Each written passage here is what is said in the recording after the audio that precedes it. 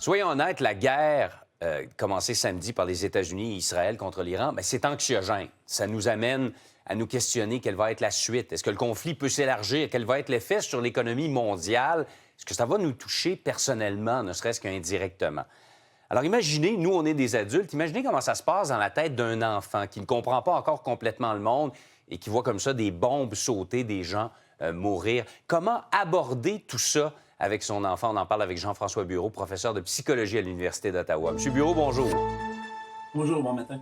D'abord, question de base. Est-ce qu'on soustrait les enfants à toute exposition aux nouvelles concernant ce qui se passe là-bas? Non. Par contre, ce qui est important, c'est de contrôler le narratif, hein. Les enfants, leur information vient beaucoup des amis, à l'école, la garderie. Donc, comme parents, je pense que le plus important, c'est de les accompagner, que nous, on leur donne l'information, qu'on réponde à leurs questions. Et s'il faut aller chercher des sources crédibles dans les médias, donc, au contraire, je pense de ne pas éviter, mais plutôt d'être celui qui va donner les informations principales et qui va rectifier le tir si nécessaire. Et est-ce qu'on prend l'initiative? Est-ce qu'on aborde le sujet avec l'enfant ou on attend, au contraire, que l'enfant arrive avec ses propres questions? Qu'est-ce qu'on fait entre les deux? Je pense que c'est un mix des deux. On peut prendre l'initiative d'aller questionner l'enfant. Par contre, vous touchez un bon point, c'est ses questions à lui qui sont importantes. Donc, de ne pas prendre pour acquis que nous, ce qui nous fait peur, c'est la même chose pour l'enfant. Je pense à ma plus jeune. La guerre en Ukraine était très jeune, donc elle avait peur que les bombes fassent exploser la planète. Donc, évidemment, moi, je pouvais agir à ce moment-là. Ouais. Donc, peut-être d'aller voir avec l'enfant, est-ce que tu as entendu parler de ce conflit-là? Est-ce que c'est quelque chose qui t'inquiète? Si l'enfant vraiment n'a pas d'inquiétude et tout, on laisse aller.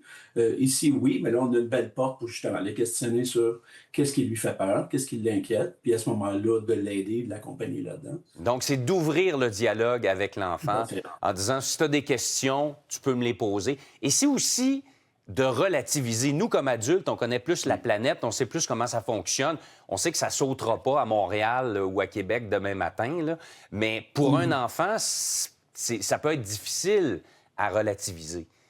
Absolument. Puis, les enfants entre eux peuvent aussi exagérer puis monter tout ça. Donc, c'est sûr que nous, on peut relativiser. On peut ramener aussi ça à quelque chose qu'il connaît.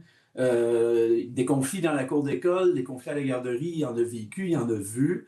Donc, de dire, écoute, ces conflits-là, des fois, c'est des grosses, grosses chicanes, mais ça finit par se régler. Il y a des gens qui s'en vont, il y a des adultes qui vont aider. Puis ici, ben, c'est peut-être un peu la même chose. Il y a des gens qui vont avoir intérêt à ce que ça se termine et on va essayer de trouver des solutions. Donc, on va le ramener à quelque chose qui fait du sens pour lui, selon l'âge de l'enfant, évidemment. Ouais, et leur dire que d'abord, ça implique des militaires et non pas des civils, même s'il faut le reconnaître, il y a des victimes civiles. C'est un point qui est très important. Cela dit, évidemment, les images qu'on voit de villes qui se font bombarder, ce narratif-là est plus Ouais. difficile. Par exemple, avec un adolescent qui, lui, va comprendre que, ben non, là, il y a peut-être des civils, mais peut-être avec un enfant plus jeune, à ce moment-là, on va s'en tenir à c'est un conflit armé entre militaires. Donc, il faut aussi aller voir avec quelle information le jeune a accès, évidemment. Oui, vous avez abordé le sujet de l'adolescent. Je trouve ça intéressant. La façon d'en parler n'est pas la même avec un enfant, je ne sais pas, d'âge préscolaire ou début du primaire, que par exemple un adolescent qui comprend davantage ce qui se passe, mais qui peut, lui aussi, dans une période où on ne communique pas beaucoup, se faire des idées dans sa tête, là. C'est clair. Puis l'adolescent, le piège, là, c'est qu'il a évidemment accès à des réseaux sociaux. Comme on le sait, il y a il y a toutes sortes de moyens d'essayer de les influencer, etc. Donc, peut-être que l'adolescent comprend mieux, a plus de nuances. Par contre, il a probablement accès à davantage de sources qui ont des intérêts pour l'orienter d'un côté ou de l'autre.